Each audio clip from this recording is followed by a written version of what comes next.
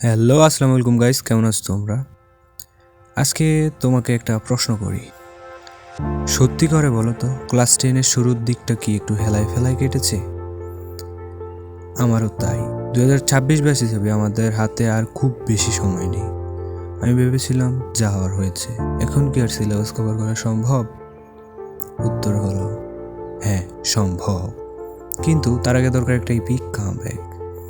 আজকের ভিডিওতে আমি শেয়ার করব এতদিন সময় নষ্ট করার পর এখন আমি ঠিক কীভাবে এসএসসি 2026-এর জন্য সিরিয়াসলি প্রিপারেশন নিচ্ছি এবং আমার অ্যাট্রাক্ট রুটিনটা কি।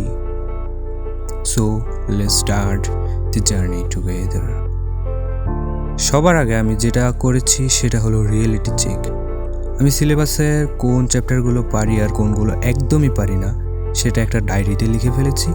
বিশ্বাস করো, যখন চোখের সামনে দেখবে যে ফিজিক্স বা ম্যাথের অমুক চ্যাপ্টারগুলো বাকি, তখন অটোমেটিকলি পড়ার জেদ চলে আসে।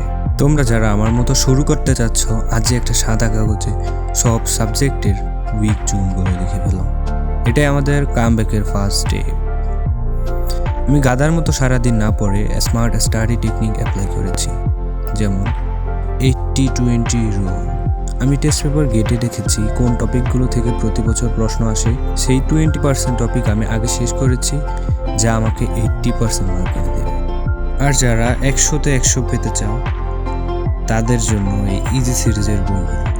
এগুলোর মধ্যে আমি টেস্ট পেপারে ঘাটার পর যা যা পেয়েছি, আমি বুঝতে পারলাম যে কোনগুলো ইম্পর্টেন্ট।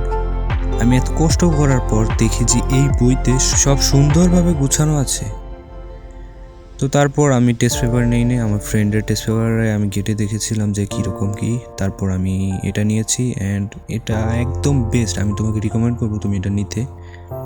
অ্যান্ড এটার ওয়েবসাইট, ইজি সিরিজের ওয়েবসাইটটা আমার ডিসক্রিপশন বক্সে আছে, তোমরা চাইলে চেক করতে পারো। অ্যান্ড তোমরা যদি চাও যে এটার একটা পার্টিকুলার ভিডিও দিতে, যেই ভিডিওতে পুরোপুরি বিশ্লেষণ থাকবে যে এটার মধ্যে কী কী আছে, কী কী নেই, অ্যান্ড এটার অ্যাডভান্টেজ কী কী, অ্যান্ড যা কিছু সব বিস্তারিত জানিয়ে দেবো। অ্যান্ড এটার সাথে কিন্তু প্রতি সাবজেক্টের সাথে একটা শিটও দেয়, যে শিটের মধ্যে তোমার সব সূত্রগুলো থাকে এবং ইম্পর্ট্যান্ট টপিকগুলো থাকে। সো তোমরা যদি চাও যে এটা নিয়ে একটা আলাদা ভিডিও বানাই, জাস্ট ইয়েস বলে যাও।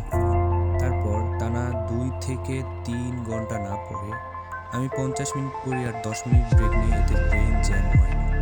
ডিস্ট্রাকশন কি, পড়ার সময় ফোন অন্য রুমে রাখি, এটাই গেম চেঞ্জার। আর তোমাদের যাদের ক্লাস করার সময় ফোন প্রয়োজন হয়, যেমন অনেক সময় ক্লাস থাকে কিংবা অনেক কিছুই প্রয়োজন হয়, বাট তুমি ডিস্ট্রাকশন হয়ে যাও, তো আমার একটা সাজেশন থাকবে, তুমি সোশ্যাল সেন্ট্রি নামে একটা অ্যাপস আছে, ওইটা তুমি ইউজ করতে পারো। ওই অ্যাপটা বেস্ট। সো ওই অ্যাপটার সম্পর্কে জানতে হলে আমি ডিসক্রিপশন বক্সে আমার একটা ভিডিও আছে, ওইটা লিঙ্ক দিয়ে দিয়েছি, তুমি দেখে চেক করে নাও। ওটা তোমার ফুললি সোশ্যাল মিডিয়া ডিস্ট্রাকশন কিল করে দিবে। এবার হলো তোমার মেইন কাজ, তোমার রুটিন ফিক্স করা আগে। আমার রুটিনটা হলো এরকম: ভোর সকালে ম্যাথ বা ফিজিক্সের মতো কঠিন সাবজেক্ট, কারণ তখন মাথা ফ্রেশ থাকে। বিকাল স্কুল বা কোচিংয়ের মতো রিভিশন। রাতে বায়োলজি বা বিজিএস এর মতো মুখস্থ বা রিডিং পড়া সাবজেক্ট। তবে রুটিন ফিক্সড না, যেদিন যে সাবজেক্টের দুর্বলতা বেশি মনে হয় সেদিন সেটাই প্রায়োরিটি দিই। এসএসসি 2026-এর জার্নিটা সহজ হবে না, কিন্তু আমরা হাল ছাড়ব না। আমি রেগুলার আমার প্রোগ্রেস তোমাদের সাথে শেয়ার করব। তোমরা কে কে আজ থেকে আমার এই ইপিক কামব্যাক মিশনে নামছ, কমেন্টে অ্যাকসেপ্টেড লিখে জানাও।